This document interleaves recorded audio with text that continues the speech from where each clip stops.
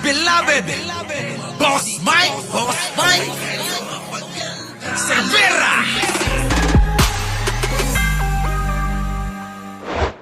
Agahan na ni Pangulong Bongbong Marcos ang Prime Water Infrastructure Corporation. Yari ka dyan, si Pangulong Bongbong Marcos na mismo nagpaimbestiga.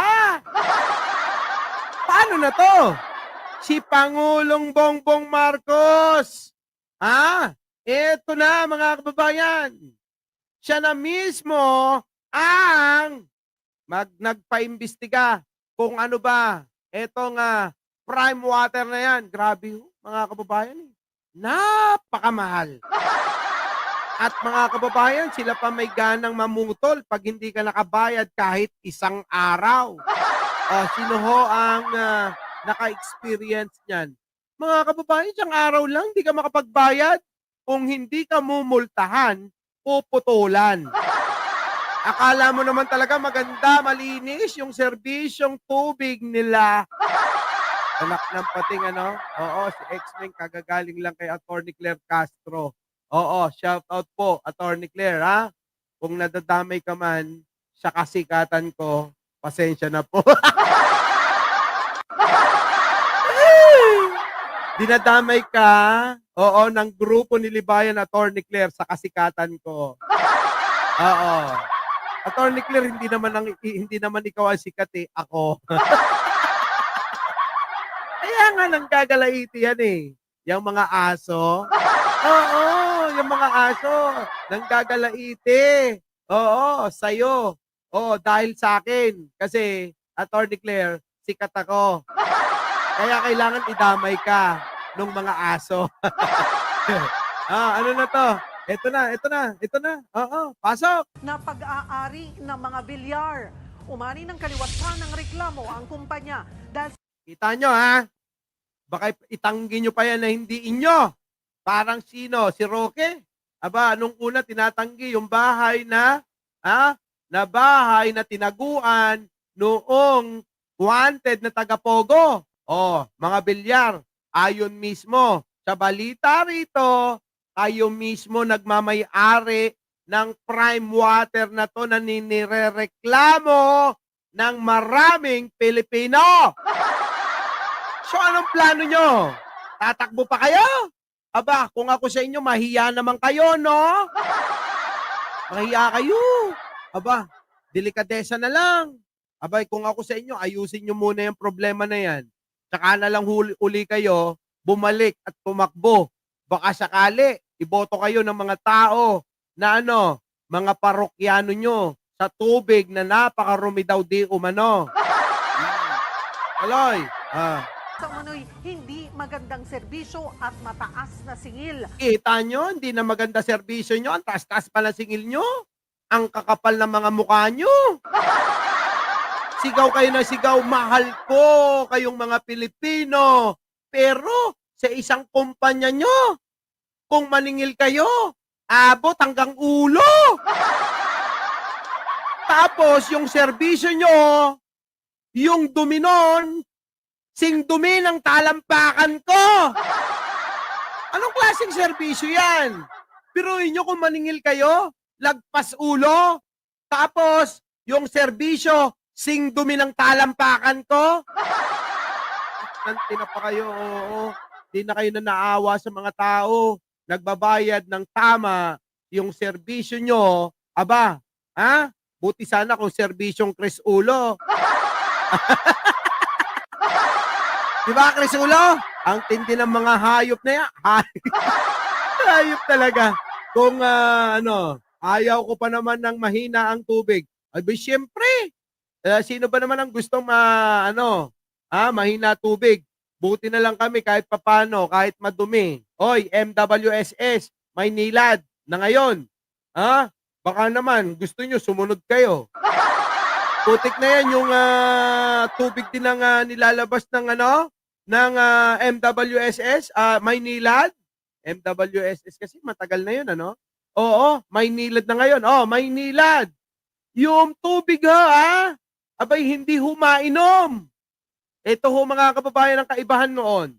Noong panahon ng panunungkulan ni Pangulong Ferdinand Marcos Sr., Aba, yung tubig ho natin, hindi ho uso. Yung alin, mineral water. Pag uminom ho tayo nun, ano mga kababayan, diretso gripo. Yun po yung iniinom ng mga tao. Diba? Totoo ba? Yun po yung serbisyo. Diba? Eh ngayon mga kababayan, nung nawala, si Pangulong Ferdinand Marcos Sr., abay nauso.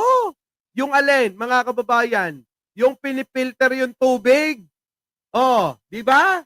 Biruin mo, yung galing sa Maynilad, pipilter para gawing ibenta sa bahay-bahay. Di ba mga kababayan? Ay nako, nung araw ho mga kababayan, ang panligo namin, mineral water. Nung panahon ni Pangulong Ferdinand Marcos Sr., panligo natin mga kababayan, malinis na tubig eh. Pwedeng inumin eh. Di ba? Oh, inom. Inumin mo yung galing sa gripo. Malinis yun. Eh ngayon, meron pa bang ganon? Hindi na ho. Kailangan magpa-set up kayo ng sarili nyong filter para yung nasa gripo ng kung anumang kumpanya tulad netong Prime Water, dun mo palang maiinom ng maayos, nang hindi ka magtatae, hindi ka magpupururot. Di po ba, mga kababayan? Eh kaso nga, hindi. Kakaiba na eh. Biruin mo, yung serbisyo nila, putyo-putyo. Tapos kung makasingil, abay grabe, napakamahal eh. Eto na, tuloy.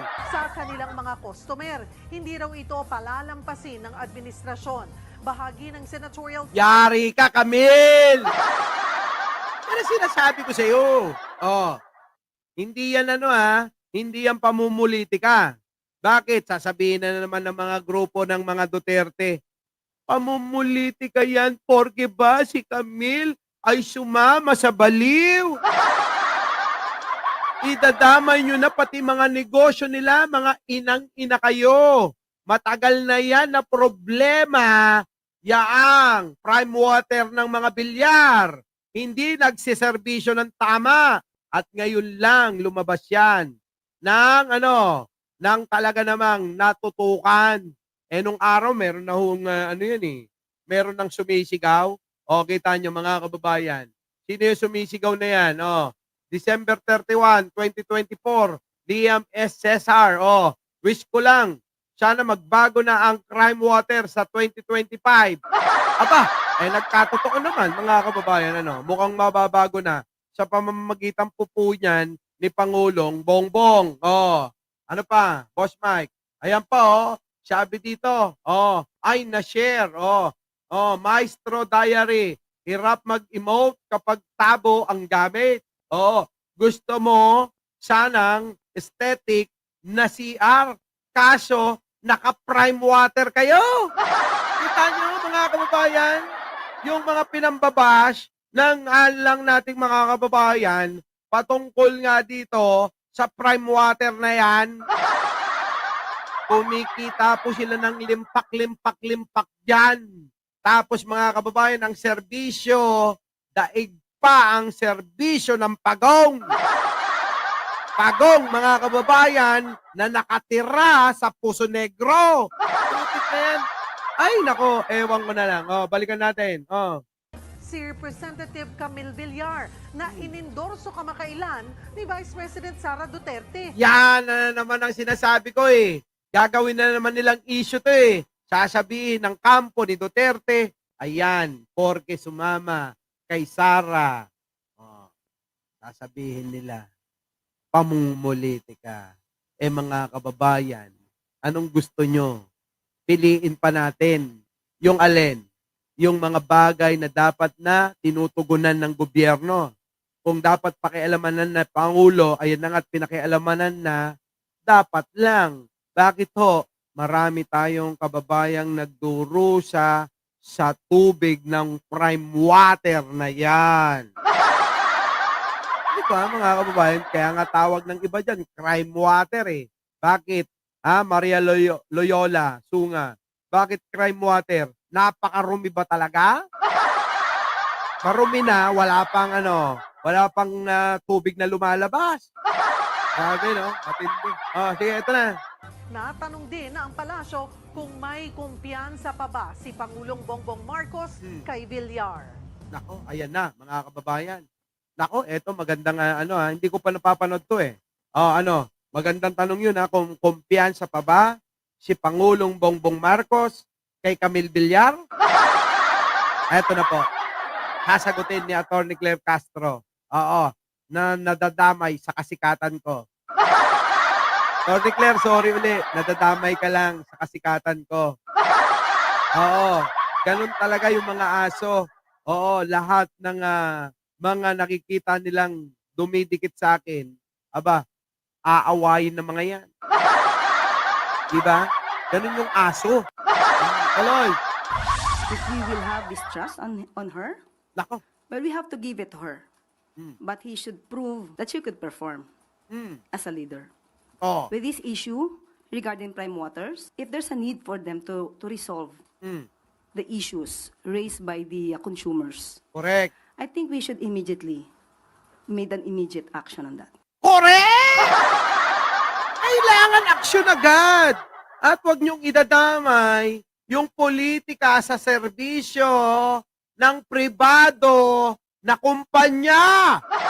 Inang-ina, magkaiba yan Politika, serbisyo ng pribadong kumpanya. Magkaiba yan Tandaan nyo, ang SEC, mga kababayan, ginawa yan para, ginawa yan na iba. Opo, magkaiba. Pero ang mga may-ari niyan, mga kababayan, maididikit pa rin sa kumpanya. Ito mga tumatakbo kasi. Diba? Kayo naman kasi takbo pa kayo ng takbo ng politika. Hindi nyo na lang ayusin yung serbisyo nyo dyan sa kumpanya nyo. Abay, nahahati pa yung atensyon ninyo. Ayan. Talking din tayo. Diba? Kaya Atty. Claire. Yan, mga kababayan, maliwanag na ho yan. So, thank you po, Mr. President, sa inyong pangunawa at sa inyong agarang aksyon patungkol po dito sa problema ng marami nating kababayan na talaga namang nahihirapan sa pamamagitan ng serbisyo ng inang-inang Prime Water na yan. Ganda ng pangalan, Prime Water. Putik na yan. Mga kababayan, yung Prime, pangbidang pangalan yan. Bakit, Boss Mike? Optimus Prime. Dapat sa kanya, ang pangalan, Megatron. Oo, Megatron Water. Para kontrabida ang datingan, bagay na bagay. Di po ba, mga kababayan? Oo, pa-prime-prime pa kayo. Di naman kayo pang prime. Si Prime, bayani yung robot na yon. Yung Megatron dapat gamitin nyo. Oo. Sino nakakatanda nun, Megatron at saka si Prime. Optimus Prime ba yun? Optimus Prime. Optimus Prime. Grabe, no? Nakalimutan ko na eh. Ang hindi ko lang makalimutan, yung kamukha ni Sarah. Hindi ko talaga makakalimutan yung kamukha ni Sarah. Kilala niyo kung sino yon? Si Panginoong Liar nila. Yung bang kapag lumalabas yung mukhang malaki, sa may shider, yung bang sinasamba nila, yun, di ba, kamukha ni Sarah? Tapos sasabay kakanta ng sige-sige, sige-sige, makasige, mukha ni Sarah. Sige-sige, sige-sige, makasige, mukha ni Sarah. Grabe, no? Grabe. Ibang klase yung mukha ni Sarah. Parang mas malaki pa yung mukha niya kaysa sa mukha ni Liar eh. Diba? Diba? Si Puma Liar, hindi Puma. Joel, oy! Joel Di Pano, hindi. Puma Liar, hindi Puma Liar. Oo, Puma Liar. Oo, yun, ha? Oo. Pwede kaya natin na, Sarah, pwede ba? Pwede bang makisuyo? Para kasi nagkakagulo sila rito. pwede bang itabi natin yung mukha mo sa mukha ni Kuma Liar kung sino talaga mas malaki ang mukha sa inyo? Kasi nagkakagulo yung mga tao rito eh. Yung mukha mo at yung mukha ni Kuma Liar, ano? Pagtabihin natin para magkaalaman, no? Para hindi na sila para hindi na sila nagtatalo-talo. Oo. Eh kahit man lang sana, no? Sa ganung paraan eh, matuwa kami sa'yo. Oo. Kasi wala ka nang ginawang kinatuwa namin eh. Our beloved Boss Mike Cervera.